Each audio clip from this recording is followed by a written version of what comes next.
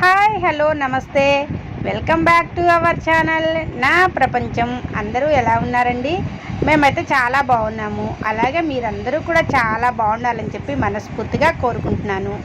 ఇక్కడ అన్ని దేవుడు ఫోటోలు చూపిస్తున్నాను. ఏంటి అనుకుంటున్నారు? దీనికి ఒక ప్రత్యేకత ఉందండి. ఇవన్నీ కూడా నిత్య దీపారాధన చేసుకునే వాళ్ళ ఇంట్లో ఉండే ఫొటోస్ అన్నమాట. ఇవన్నీ కూడా అన్నయ్య వాళ్ళ ఇంట్లో ఈ గుడి మొత్తం కూడా వాళ్ళ పూజా మందిరం అంతా కూడా ఇలా ఉంటుంది.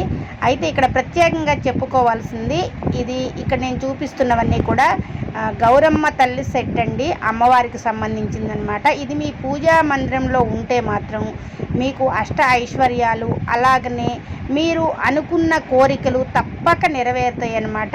ఇవన్నీ కూడా ఇలా లక్ష్మీదేవి అమ్మవారి ఫోటోవు, అలాగనే 2 ఏనుగులు ఉన్న అమ్మవారి ఫోటో ఉండాలన్నమాట. లక్ష్మీదేవి ఇలా 2 ఏనుగులు ఇలా ఉన్న ఫోటోని తెచ్చుకొని మీరు ఈ గౌరమ్మ సెట్టు అంటే ఇది ఎక్కడ దొరుకుతుంది ఏంటి అని మీరు అనుకొని మీకు డౌట్ అవసరం లేదనమాట. ఇది ఆన్లైన్లో మనం బుక్ చేసుకున్నా కానీ చక్కగా గౌరమ్మ తల్లి సెట్టు అంటేనే ఇవన్నీ మనకి వస్తాయి. ఇక్కడ నేను చూపిస్తున్నవన్నీ కూడా వస్తాయండి.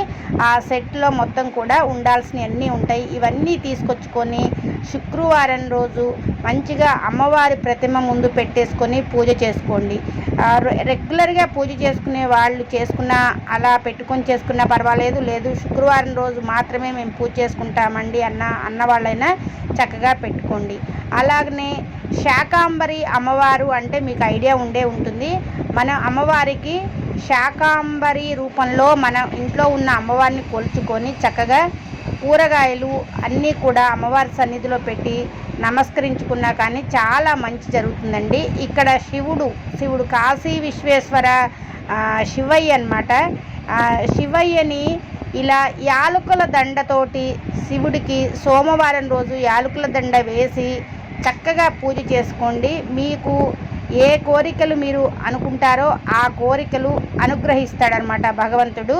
ఇలా కొన్ని దేవుళ్ళకి కొన్ని ప్రత్యేకమైన రోజుల్లో ప్రత్యేకంగా చేయవలసిన పూజలు ఇలా కొన్ని ఉంటాయి అని చెప్పి నేను ఈ వీడియోని మీకు తెలియని వాళ్ళకి చెప్దాము అని చెప్పి ఈ వీడియోనైతే ఇలా సెండ్ చేస్తున్నాను. వీడియో కనుక మీకు నచ్చితే మాత్రం తప్పకుండా ఫాలో అవ్వండి.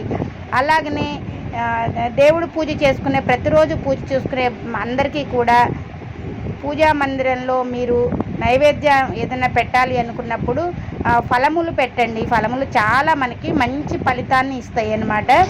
ఇంకా అలాగనే పంచదార చాలామంది నైవేద్యం పెడుతూ ఉంటారు. పంచదారకు బదులు బెల్లాన్ని దేవుడికి ఏ దేవుడికైనా కానీ నైవేద్యంగా పెట్టండి, ఇంకా చాలా శుభంగా ఉంటుంది.